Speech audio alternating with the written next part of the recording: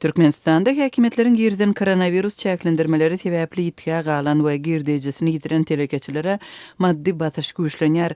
Azatlyň habarçylaryna görä resmi salgytlar bilen bir hatarda barlygdan bergisiz çykma üçin sorulýan paranyň möçberi hem ýokurlanypdyr. Häkimetleriň telekeçilerden salgyt tölemek baradaky talaplary şuunlar ýurdun ähli vilayetlerinde edilýär.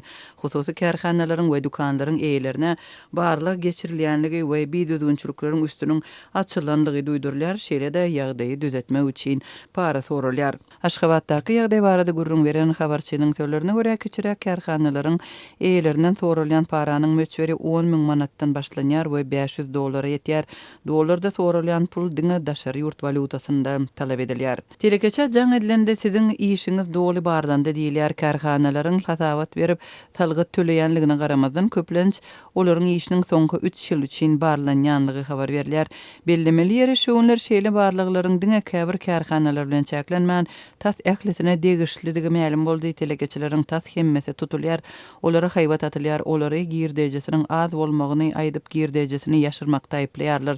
Käbak dükanlara baryp galan harytlary barlaýarlar, kärhanalary suwda bermek bilen haýbat atýarlar diýip habarçymyz bilen gürleşen telekeçe aýdýar. Türkmenistanly telekeçiler kärhanalaryň birnäçe aý bäri ýapyk durmagy sebäpli uly maddi ýitki çekýärler. Tutuş ýurt boýunça dukanlar, bazarlar, restoranlar, güýmenje deshalary ýapyk galýar we telekeçiler zordan gün görýär. Gazançdan mahrum bolan telekeçiler ýapyk duran kärhanasynyň ýa-da dukanynyň arendasyny ýygyderli tölemeli bolýar. Çeşmeleriň sözlerine görä salgyt gullukları telekeçileriň girdejileriniň az bolmagyna şüphe bildirýärler. Siziň sowdadan alýan girdejiňiz görkezişiňizden has uly bolmaly. Biz size karantin sebäpli onsuzam egleşik edýäris diýip telekeçi salgyt gullugynyň beren jogaby barada gurrun berdi.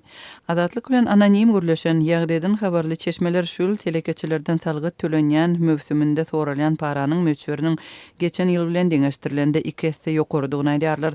Azatlyk radiosynyň döwlet salgyt gullugyndan resmi maglumat almak boýunçadan dowamly finançyklary oňy netije bermedi. Türkmen telekeçilerine eslendik ýagdaýda salgyt tölemeli boljakdyklary bolmasa işleriniň suwda geçiriljekdigi baradaky duýduruşlar oktýabryň başynda edilipdi. Çäklendirmeleriň dowam etmegi telekeçileri töwekkülçilik edip bir kanun işlemäge mejbur bolýar. Türkmen hökümeti çäklendirmeleriň ne girdilmegi barada halka resmi derejede habar berdi. Ne de çäklendirmeleriň soňlanmagynyň möhleti barada habar berýär. Bu aralykda häkimetleriň hereketleri dilden edilen gadagynçylyklary, bozanlary tutmak we cezalandyrmak bilen çäklenýär.